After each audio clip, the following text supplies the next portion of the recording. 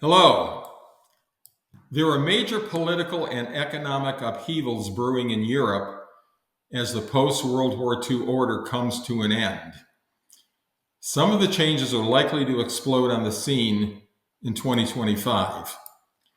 First, I am confident that the Ukrainian war will end in 2025 because President Trump will refuse to throw more money at Volodymyr Zelensky.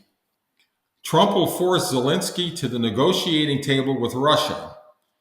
And the eventual outcome is already pretty clear. Ukraine will remain a neutral country just like Austria and Switzerland. Russia will keep Crimea, which has been part of the Russian Federation since 1783. And they will also likely keep the Donbass, which has a majority ethnic Russian population. Russia will withdraw its troops from Ukraine and not try to subsume Odessa. And at some point, Zelensky will either flee the country or face assassination.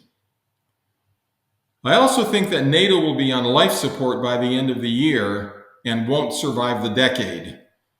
President Trump has no use for the Europeans, who he sees as a bunch of freeloaders living off of America's stupidity. Only 7 of the 31 NATO members meet their obligations to spend at least 2% of GDP on defense. And President Trump wants them to increase their commitments to 5%. NATO members will balk at the increase, and President Trump will use this to withdraw America from the alliance. Germany, which has been the leading economy in Europe for decades, is in deep trouble. Germany's mainstream political parties destroyed their energy sector when they replaced reliable nuclear energy with unreliable wind turbines. The politicians also allowed millions of migrants from the Middle East and North Africa who don't share German values to flood into the country.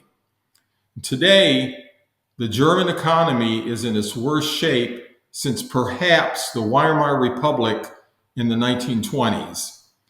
And a new right-wing populist party, the Alternative for Germany, is threatening to upend the country's political system, remove Germany from NATO, and form a close alliance with Russia. Right-wing populism is spreading in other European countries as well. Viktor Orban remains firmly entrenched in Hungary. Last year's elections brought Giorgia Meloni to power in Italy. A right-wing populist candidate, Călin Georgescu, won the first round of Romania's elections, but the Constitutional Court annulled the result, claiming Russian interference. Sound familiar?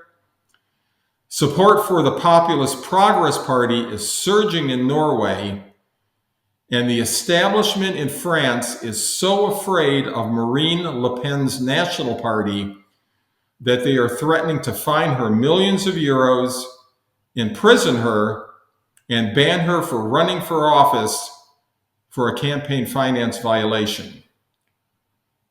My prediction is that no matter how hard the establishment pushes back, right-wing populism will prevail across much of Europe.